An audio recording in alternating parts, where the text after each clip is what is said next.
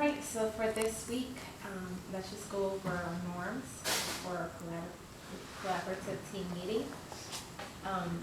We want to make sure we stay on content-based discussion and resource sharing. We listen with an open mind and problem-solving strategies when issues arise, and we're encouraging one another. We do go through the questions that guide our work during every meeting. So I don't know if you want to go through the first one. So the standard that we're focusing on is SC 7E 6.2, which is identifying the patterns within the rock cycle and relate them to surface events such as weathering, erosion, and subsurface events, plate tectonics, and mountain building. So the essential question we're really looking at is what are the patterns of surface and subsurface events, and how do they affect the formation of landforms? So going back to the standard, I think the bulk of what we're looking at is the rock cycle. So that leads us into question 1, which is what do we want our students to know and be able to do? And it says, describe the process rocks go through in the rock cycle, conditions for metamorphic, igneous, and sedimentary rocks. So I think that kind of goes back to building on their 5th grade knowledge of knowing the rock cycle and knowing the 3 types of rocks, but then also building on what we just did last unit, which was weathering and erosion. Yes, and then we've already kind of took a look at what the benchmark test is and what it encompasses and how it involves both standards from weathering, erosion, deposition, and the new one with the rock cycle. And we've been introducing the topic, but I think it's a time to see if they're understanding it through a formative assessment. And we both agree that if we do the stations to get them going through the different cycles, so we're already setting up for our stations. The kids are going to go through them. They're going to roll the dive. They're going to try to figure out what's happening with that rock, if it's being weathered, or if it's going through a volcano, or if it's going to go under extreme pressure. And they should be able to use the vocabulary. There's only 3 vocabulary words that they're really focusing on. And when they do that, that's when we go into higher order thinking, and they're going to do the creative story, their comic strip. And so that really goes into step 2 of how will we know if they learned it, to where how we want them to describe the process isn't just a simple description paragraph. We're having them do it in an interactive way. Or commentative, formative. Students will go through the rock cycle stations and complete a passport provided on our instructional guide 6, and use that information to write a comic strip. So the rock cycle stations kind of set them up for really what we want them to be able to do, using the creativity, but then using the knowledge to write a comic strip. Right. And then those students that are still hear the word rock cycle, they think it's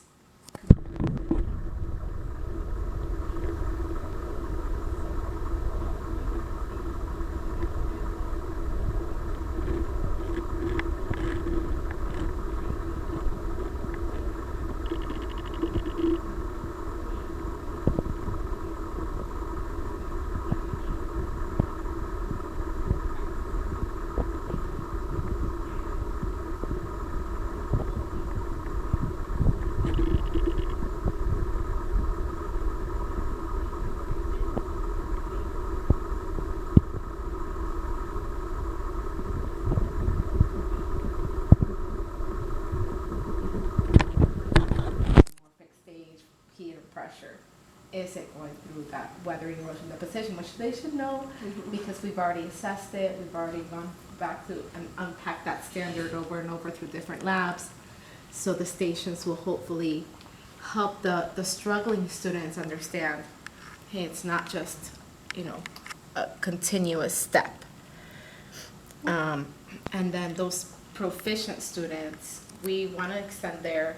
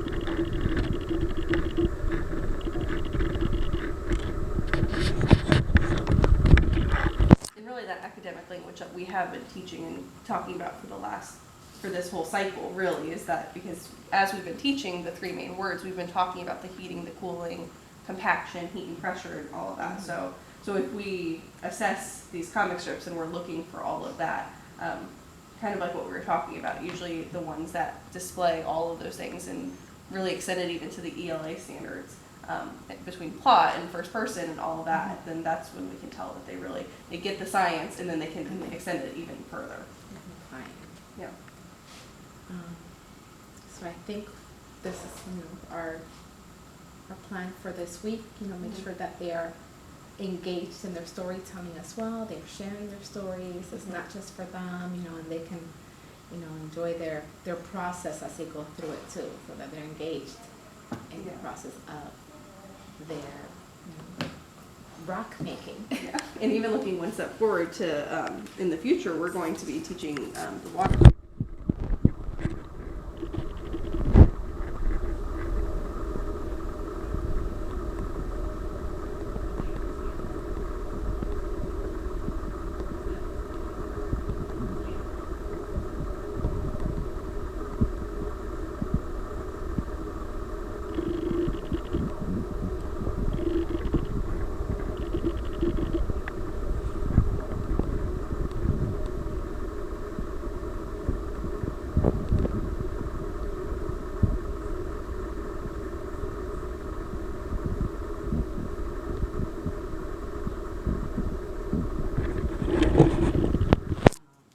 Or if there needs to be any re-engagement.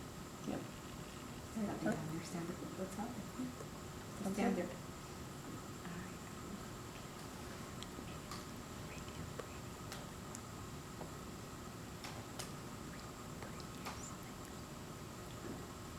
How do we prove?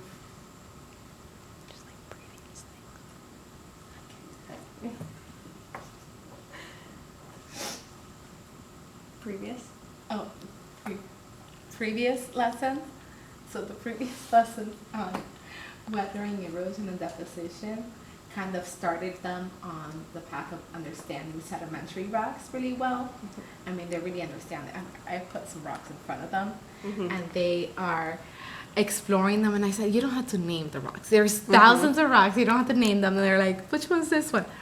But it's for them to start, that their gears going. I tell them, like, just get those gears going. How do you think this was formed? Based on the properties of the rock. I mean, do you see any organic matter in it? Do you see any crystallization in it? Organic matter already tells you it's a sedimentary rock because it was trapped between the sediment. Yeah. So if you see, I think this one has shells already in it. We're like, okay, the sediment was piling on and the shells were stuck in there, and we can definitely tell this was a sedimentary rock. So it's just like a little bit of a preview on the process that makes a sedimentary rock. The other rocks, what we did to help them understand them, just that Starburst lab really helped them being able to go through the process of making their pretend rock. I said, we're going to make a pretend rock. Obviously, I told them I wish we could, because this week we had that volcano erupting, and I said, I wish we could take a little, field trip to Hawaii. I would love to go to Hawaii right now. Class field trip. And see, real life right now, the making of an igneous rock. I mean, when the lava erupts, it starts to cool down as soon as it's on our surface. So it's a subsurface event that then turns into a surface event. And I wish we could, real life see it. The people that live there, of course, they're taking precautions, but they are, they're seeing, what happens to make an igneous rock, and depending on how quickly it will see the crystallization and the different kinds of igneous rocks. I showed them different pictures of them. We have them up on the wall, and so they're not all the same. Yeah, they're erupting from a volcano. But depending on the elements around, on the weather, on the how fast it cools, the crystallization process, they form differently. That's why not all igneous rocks are the same. And then I kind of gave them a little bit of an example of an igneous rock they might see every day, like granite countertop. And then when we did our metamorphic one, again, another everyday example would be marble countertops. You know, like have marble countertops, marble, flooring, marble combs if you ever seen them, and they have that special pattern that, it's that twisting and pulling that we did when we were making our metamorphic rock.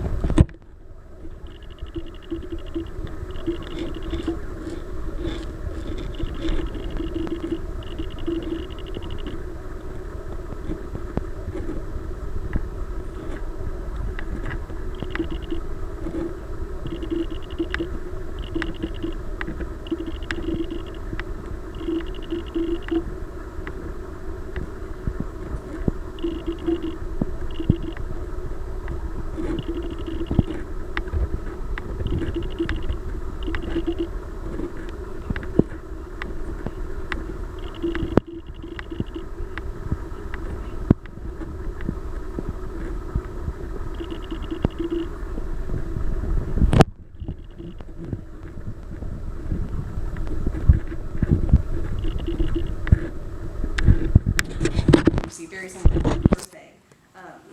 And they were using that nature of science skill as in, don't just tell me the rock is pretty. I want a true scientific observation, what scientists would do, analyzing these rocks. So now that they have the knowledge of what forms each rock, I want to bring them back to those same exact rocks, or even different rocks, and kind of apply their knowledge of, okay, a metamorphic rock forms under heat and pressure, so which of these, based on what they know.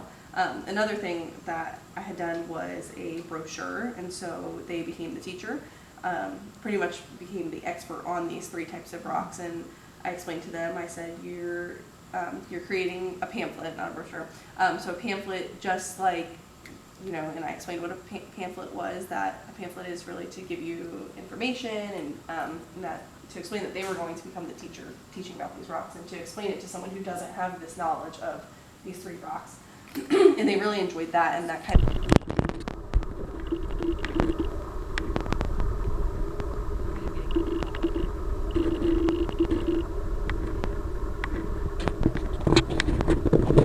that we have from our previous test. And now, after we do our formative assessment, we're going to use that data to see how they're going to. We already have a common assessment provided to us, and one that we worked on together as well. And as we go through the numbers of which standard, what is it that they're struggling with, we can pinpoint to see what it is that we need to re-engage on and re-teach in a way, so that we target their areas of need. So. in our last unit was weathering and erosion, and that really built on perfectly right before rock cycle, because if they were struggling with weathering and erosion, that really kind of was prerequisite knowledge that they needed to know, kind of to transfer and move into the rock cycle. So analyzing that data from weathering and erosion. And I could tell, like, one of my classes, was a lot stronger in it, was able to really understand weathering and erosion depositions. And